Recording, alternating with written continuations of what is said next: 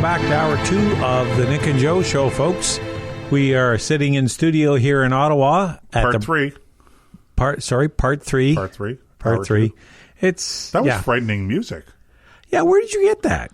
I downloaded it from our royalty-free music. It's, Because it sounded like somebody was going to hoist a Jolly Roger and come alongside there for a few minutes. That's what we could have called this, was pirate radio, but that has a whole negative connotation to it. So, anyway, one of the things... we just I'm going to interrupt you because on that subject, right? At one point in time, we actually toyed with the idea of calling our network the Maquis Network. Do you remember that? I do. That's going back a while now. A few years, anyway. I was thinking at the time of going with longbow radio. Right, that's right. But the term Maquis is French. It's the French term for, during World War II, the resistance fighters. That's right. Now, a lot of you people out there who are Star Trek fans probably remember the Maquis as being these rebels or resistance fighters in some interplanetary war or whatever. And you're thinking, that was one of those Star Trek terms, but it actually isn't. No, it goes a lot farther back than that. Star Trek actually got the term from the Second World War French resistance. Now, wasn't that, if I remember my Star Trek, and I I think it was Star Trek, they had these people with blue skin and little antennas on their heads that they were engaged with. No, I think that was my favorite Martian. Yeah, no, that's... he was green. This was blue. Oh. Anyway, I can't remember the name of the race, but... Seriously. Yes, very seriously. I cannot remember the name. You're talking the original Star Trek series. No, I don't think so. No. I think it was Star Trek... what was it called? Star Trek... It's when, at the very, very beginning, before Captain Kirk, they still, for photon torpedoes, they had chemical-powered missiles. They didn't have shields yet. They were just playing around with teleportation. So this was a later Star Trek series, but explaining it was a prequel, the beginning. Yes, right. It was a prequel. That's the word I was looking for. Right, which I thoroughly enjoyed. Enterprise or something. Yes, like that, and it was. I really enjoyed it, and I think it was in that series that we encountered them. Okay. Anyway, that has nothing to do with it.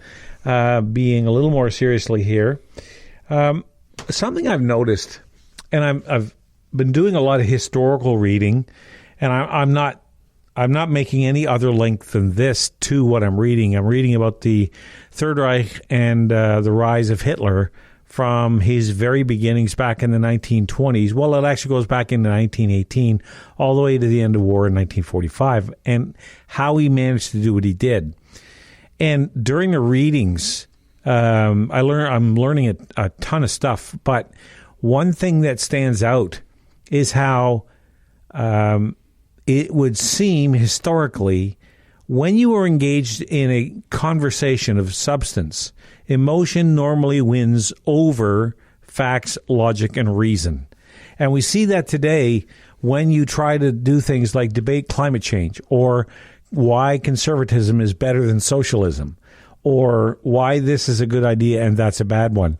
Let's say we have this move right now to have a universal basic income, or a basic universal income. I forget what the actual acronym way to say it is.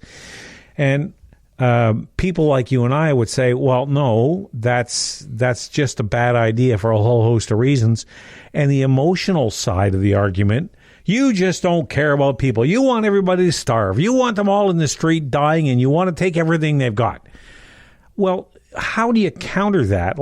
Because they're not listening. They're just viscerally reacting from their gut, and they don't engage the brain before they engage the mouth. They never take the Thomas Sowell approach and say, what does that really look like? What would it actually mean? Or they don't take,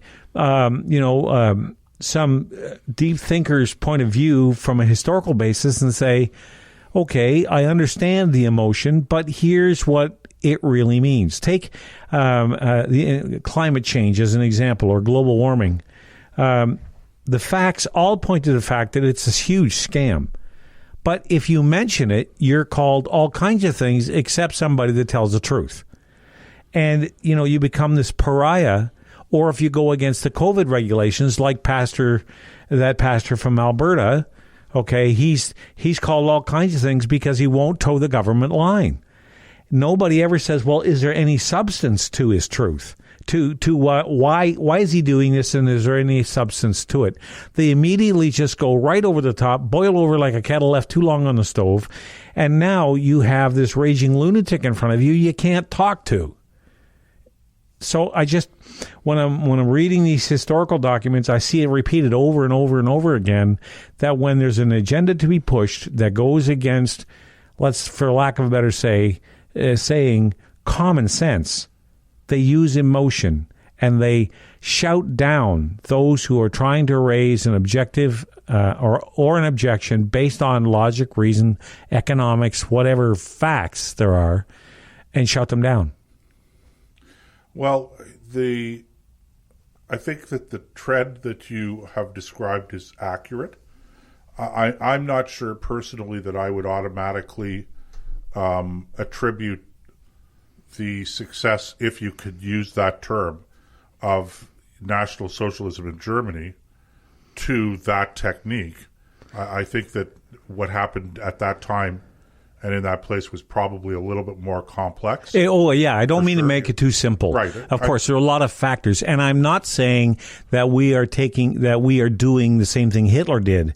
There's certain things that are similar to what he did that I'm seeing. Right. But generally speaking, I think that you're right.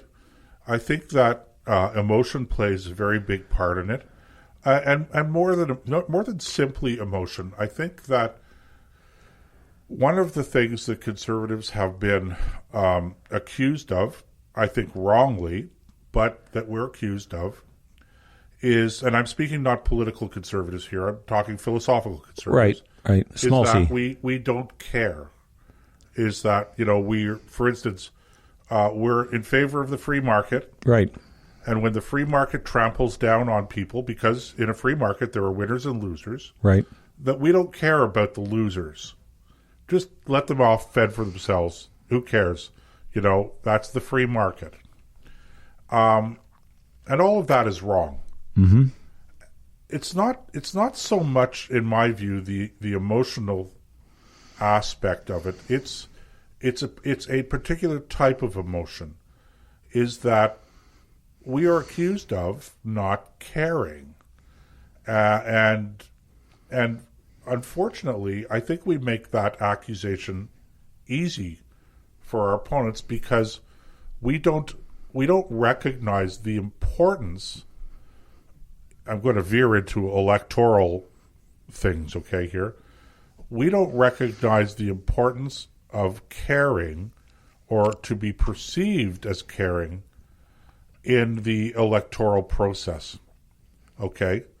So we think that just making the logical explanation about the value of free market and how it works, that's sufficient. But it isn't. And here's the thing about being a genuine conservative as opposed to a libertarian, is that the accusation that we don't care is wrong. It's a vile accusation. We do care. Our argument is not that the free market works better than any other system that's been tried. Better at what? And the answer to that is better at creating wealth. And the reason that we want to create wealth isn't because you're greedy, Nick, or I'm greedy. It's because we want wealth to be shared out there. And it's because we care about eliminating, if to the degree that you can, eliminating poverty, lifting people out of poverty, that we want a market that has proven itself for generations now to be far more effective at creating wealth and at lifting people out of poverty. So it's not just the dollars and cents. It's not just the theoretical, free markets and Adam Smith and that. It's that we care about our fellow human being. Now, we also recognize that we live in a world that is not equal. Okay? There is no such thing as equal outcome. There's no such thing, I think we've talked about this before in my judgment. Right. There isn't even such thing as equal opportunity. But we're all free agents by design or by chance, by accident. We were born into a world with our own strengths and our own unique weaknesses. That's right, yeah. And nobody knows better how to confront the world, given our strengths and weaknesses, than we do. And nobody has more control, not 100% control, but more control over what we do with our talents and our strengths and our weaknesses in confronting the realities of the world, as unfair as they are.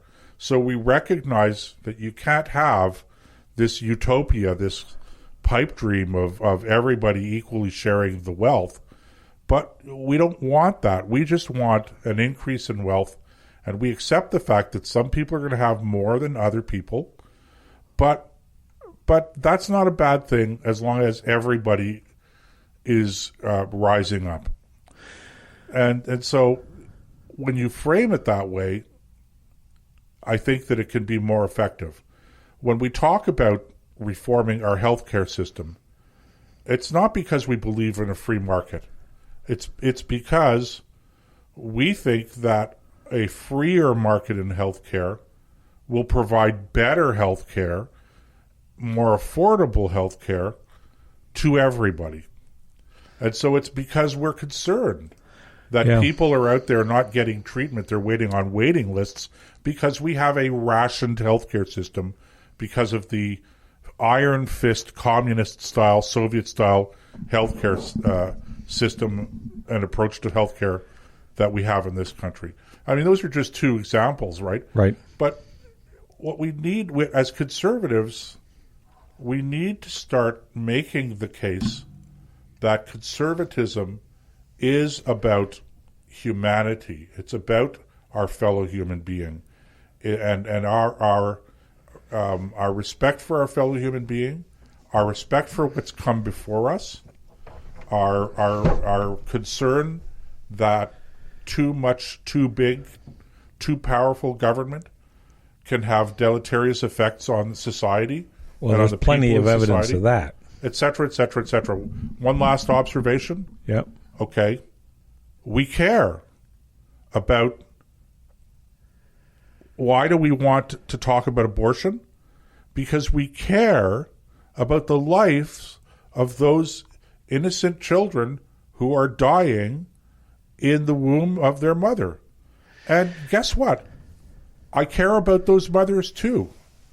Okay. Yeah, when it comes to that topic, everybody thinks that it's, you don't have any backup plan. Like, okay, so you stop the abortion, now what? I don't want to go down that rabbit hole too far, but this is simply making that case that they never let us, complete our thought. And when they respond, especially if you do it on a two-dimensional format, like a chat room or on Facebook or something like that, when they respond, and by they I mean those who are politically opposed to us or socially opposed to us, you'll say something, you'll give what seems to be a reasonable answer, and they will respond with like 4,000 words. It's almost a tome. It's thicker than the Bible. And unless you read every word and refute every point, and who's got time for that, they say, well, obviously you don't care. Because their attitude, I find to be very arrogant. They think that they need, because we're little children, and this is part of my frustration with it, that we need every nuance explained to us completely, rather than giving us the credit for intelligence to say that we already understand most of what you have to say. We've heard it before, but here's